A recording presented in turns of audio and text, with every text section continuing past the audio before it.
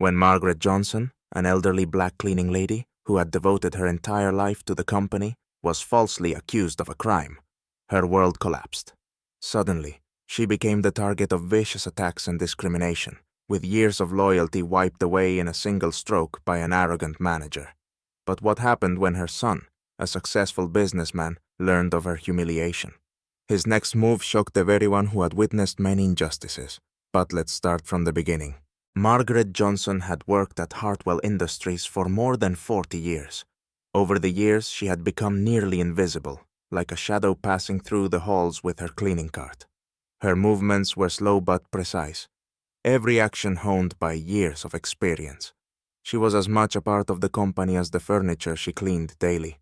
Yet, despite her dedication, she had become overlooked, as if she were part of the office decor. Her life changed a few years ago when her daughter died in a car accident. After the tragedy, Margaret took on the responsibility of raising her 3 grandchildren. Instead of retiring, she continued working to provide them with a decent life. Her only support in life was her son, George, a successful businessman who, despite his busy schedule, always supported his mother financially and emotionally. One morning, as Margaret was cleaning offices, Richard Blackwell, a department head known for his arrogance and dismissive attitude toward lower-ranked employees, approached her. Blackwell was the type of man who took pleasure in humiliating those he considered beneath him. That day, he chose Margaret as his target. "Hey, you!" Richard called out, noticing her near the door. "Can't you work properly? Last time I saw dirt in the corner. What are you even here for?" Unused to such direct insults, Margaret slowly raised her eyes to Richard, trying to stay calm. "I'm sorry, Mr. Blackwell," she said quietly. "I'll check again and clean anything that needs it." But Richard, unsatisfied with her response, stepped closer, his face filled with disdain. "Check again?" he repeated sarcastically. "You're probably due for retirement soon. With checks like that, you should have left long ago. We need young, energetic people here, not someone like you." Richard's words hit Margaret hard. She was used to being ignored, but this humiliation was too blatant. She struggled to hold back tears, still gripping the cleaning rag that now felt unbearably heavy. Margaret lowered her gaze again and whispered, "I'll make sure everything is done right, Mr. Blackwell." At that moment, James Anderson, a young accountant who always treated Margaret with respect, walked by. He noticed what was happening but was too afraid of the consequences to intervene. Feeling awkward, James turned away and continued on his path, leaving Margaret alone with her tormentor. Richard, sensing his superiority, sneered and added, "I want everything to be perfect. And remember, if I find dirt again, you're out of here." Left alone in the empty corridor, Margaret took a deep breath, trying to manage her growing sense of humiliation. She knew she couldn't afford to give up. Her grandchildren depended on her, and although each day at work brought more pain and stress, she had no choice but to press on. Several days had passed since the humiliating encounter with Richard Blackwell, and Margaret tried to avoid him at work, as much as possible. She continued to perform her duties with the same precision and care that she had shown for the past 40 years. Deep down, she hoped the storm would pass, and life would return to normal. But fate had another test in store for her. One morning, as Margaret arrived at work, she was met with something unusual. Several employees were gathered in the conference room, discussing an incident. Someone had damaged expensive equipment by spilling liquid on important documents and technical equipment. The atmosphere was tense. The company's management was extremely unhappy with the incident, as the potential losses could be significant. Margaret immediately sensed trouble. Her heart sank when she saw Richard standing at the door to the conference room, his face twisted with anger. As soon as he spotted Margaret, his face contorted in fury. "There she is," he yelled, pointing at her. "I'm sure she's responsible. She cleans this room every day. She must have spilled something and didn't even bother to report it." Margaret was taken aback. No one even thought to listen to her explanation. Richard didn't give her a chance to say a word. He was determined to blame her for the incident. She knew she had nothing to do with it. She hadn't even been in the conference room that day. But Richard's words were so convincing that the surrounding employees immediately began whispering. "Mr. Blackwell," she tried to argue, her voice trembling. "I didn't touch the equipment, and I didn't clean that room that day." But Richard just scoffed. "Of course, you don't remember. You wander around here like a ghost, just dragging your rags back and forth. You must have spilled something, and now you're too scared to admit it." Margaret felt her breath catch in her throat, her voice caught in her throat from shame and helplessness. None of the staff stood up for her. No one tried to get to the bottom of things or ask whether she was truly involved. People just stood by, watching the events unfold as if it was inevitable, as if accusing her, a black cleaning lady, was the simplest and most convenient version of the story. The company's management decided to suspend Margaret from work immediately until the circumstances could be clarified. That day became a nightmare for her. For the first time in 40 years of loyal service, her reputation was in jeopardy. She left the building, barely holding back tears, feeling the weight of the unfair accusation pressing down on her. For Margaret, this wasn't just an accusation of negligence at work. It was an assault on her honor and dignity. She had never made mistakes on the job, always treated her duties with respect and responsibility. But now she faced a blatant and racist accusation that shattered her trust in her colleagues and the company to which she had devoted so many years. This moment seemed to be a turning point. Margaret felt that her already difficult life had just become even harder. There was only one thing left: to turn to her son, who had always been her rock in the hardest times. When Margaret returned home after that terrible day, she couldn't hide her tears. Her grandchildren, still too young to understand what was happening, just stared at her in confusion, while her son George immediately sensed something was wrong. He was the only person she could turn to at such a moment. Seeing his mother in this state, George immediately put aside all his business matters, sat next to her, and listened intently to her story. "Mom, this is absolutely unacceptable." George could barely contain his anger. "They have no right to treat you like this. You've worked for that company for so many years, and they've betrayed you." George wasn't just a loving son. He was also a successful businessman who knew how to achieve justice. He was thriving in his field, owned his own company, and always found ways to solve the most complex problems.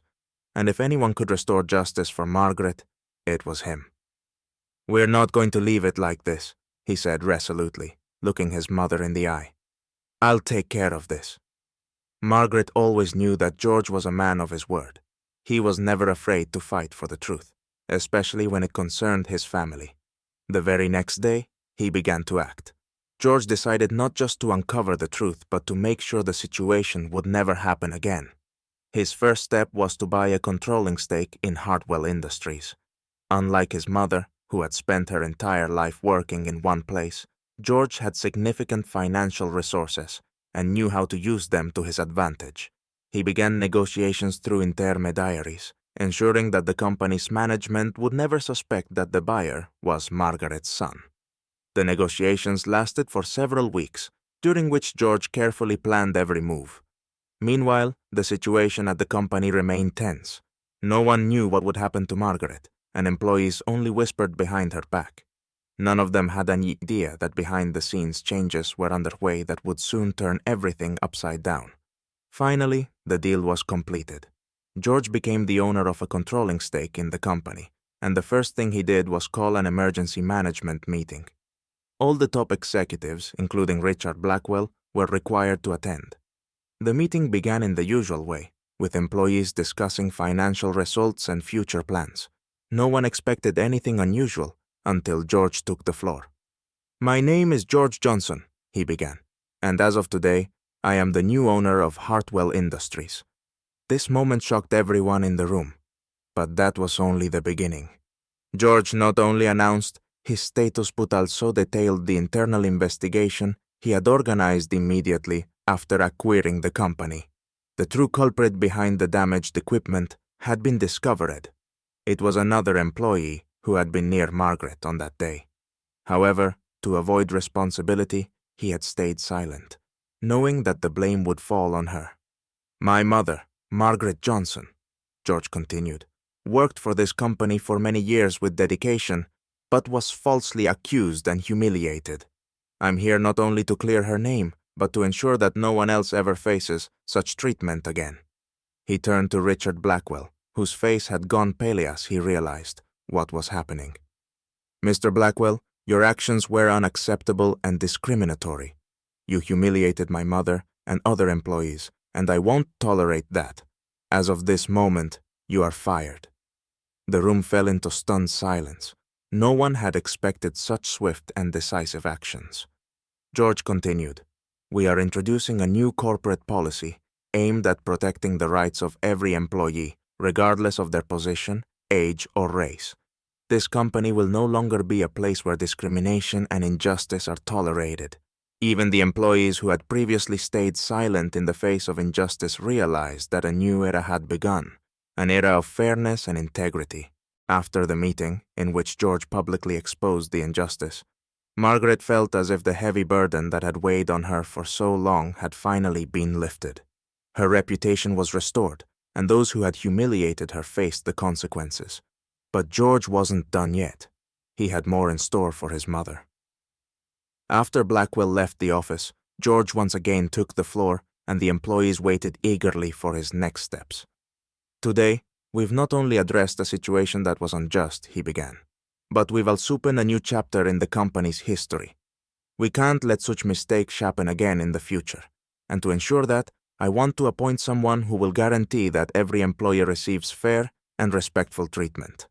He paused and looked at his mother, who was sitting quietly in the corner, still stunned by the events. That person is Margaret Johnson, he announced, and the room fell into a tense silence. Margaret looked at her son in disbelief, unable to comprehend what she had just heard. She, who had spent her life cleaning and caring for others, was now being offered a prestigious position. Starting today, my mother will head the company's human resources department, George continued. Her task will be to ensure that every employee, regardless of their position or rank, is protected from unfair treatment. She knows what it's like to be in the shoes of those who work in the shadows, whose work goes unnoticed but is essential. Now, she'll have the chance to change all that. Margaret was overwhelmed. At first she thought it was a dream, but when she saw the approving looks of the employees who slowly began to applaud, she realized it was reality. Deep inside, her heart swelled with pride, not only for her son, who had stood up for her, but also for herself, for all the years of work that had not gone to waste. As the applause died down, George approached his mother and quietly said, Mom, you've earned this. You're stronger and wiser than many people here. Now you can not only work but help others so that no one else has to go through what you did. Margaret struggled to hold back her tears, but this time they were tears of joy and relief. Her life had just taken a huge step forward. She had not only avoided unjust punishment, she had become part of a team that would fight for the rights of people like her, those who deserved respect and recognition. Over the next few weeks, Margaret quickly settled into her new role. She developed and implemented new employee support programs, creating a system where everyone could express their concerns or complaints without fear of being punished. She personally met with each team member to ensure their voices were heard. Her kindness and experience immediately made an impact on the company's internal relationships. Many employees, who had previously been indifferent to the injustice around them, began to respect her not only as a boss, but as someone who knew what it was like to be in their shoes. Now Margaret held a prestigious position, but she never forgot where she came from. She continued to help those who needed support and made sure that everyone felt like part of the team. Margaret Johnson's story became an inspiration to many. Her example showed that even in the most difficult circumstances, it is possible to find the strength to fight against injustice, and that family support can change everything. Her name was no longer associated with a cleaning lady, but with a leader who transformed the company and the lives of those who worked there. This victory was not only hers but also a victory for everyone who had ever faced injustice.